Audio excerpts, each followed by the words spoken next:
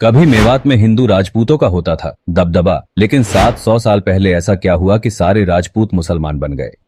मेवात का वो कौन सा राजपूत था जिसने पूरे के पूरे इलाके को ही मुसलमान बना दिया। मुसलमान बन जाने के बाद भी क्यों हजारों मेवातियों ने बाबर के खिलाफ जाकर राणा संगा का दिया था साथ। लेकिन जंग में राणा संगा की हार के बाद बाबर ने मेवात से लिया था खौफनाक बदला, जिसकी सजा आज भी मेवात भुगत रहा है। मेवात इस समय हिंदू मुस्लिम तनाव के वजह से चर्चा में है, लेकिन इस पूरे इलाके का ऐतिहासिक महत्व है। दिल्ली के करीब होने के वजह से मेवात पर दिल्ली के हुक्मरानों की हमेशा से पैनी नजर रही है। लेकिन क्या आप जानते हैं, सन 1300 ईस्वी के आसपास मेवात में हिंदू राजपूतों का दबदबा था, मगर दिल्ली सुल्तान फिरोज शाह तुगलक के समय एक ऐसा मामला हुआ जिसने पूरे मेवात इलाके में जबरदस्त इस्लामीकरण किया और यहाँ एकाएक इस्लाम के प्रति रुझान पैदा हो गया। इस पूरे धर्म परिवर्तन का जरिया बने थे राजा सोनपर पाल। दावा किया जाता है राजा सोनपर पाल यदुवंशी राजपूत थे। दिल्ली सुल्तान फिरोज शाह तुगलक के समय राजा सोनपर पाल दिल्ली दरबार में सेवादार थे। एक बार सुल्तान शिकार पर निकले थे और शेर ने सुल्तान पर अचानक हमला कर दिया, मगर सोनपर पाल ने अपनी जान पर खेलकर सुल्तान को बचा लिया। इस घटना के बाद सुल्तान फिरोज शाह तुगलक ने सोनपर पाल को मेवात इलाके का राजा बना दिया। सोनपर पाल सुल्तान के साथ अक्सर शिकार पर जाते और सुल्तान उनको इस्लाम की तबलीग करते रहे। इसका नतीजा यह हुआ, सोनपर पाल का इस्लाम के प्रति रुझान हो गया और वो मुसलमान हो गए।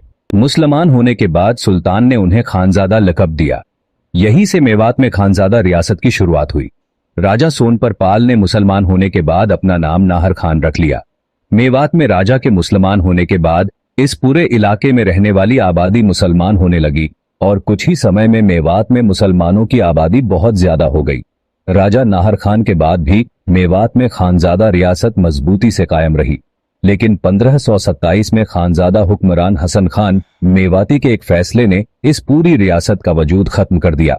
मुगल बादशाह बाबर ने जब पानीपत में इब्राहिम लोधी को हराया, उसके बाद बाबर को हिंदुस्तान में अपनी हुकूमत को मजबूत करने के लिए राजपूत राजा राणा संगा को हराना जरूरी थी।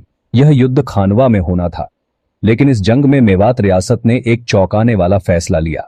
मेवात रियासत के राजा हसन खान मेवाती ने जंग में बाबर के खिलाफ राणा संगा का साथ देने का फैसला किया।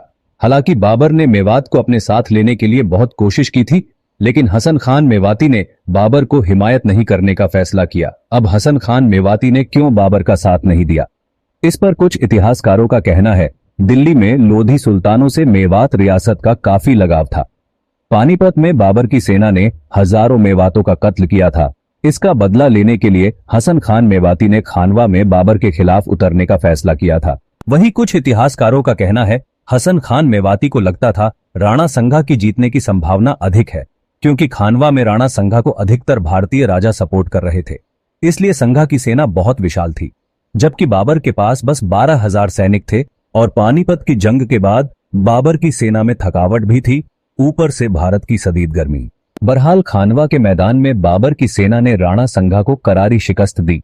इस जंग में मुगलों का मुकाबला करते करते हसन खान मेवाती कत्ल कर दिए गए।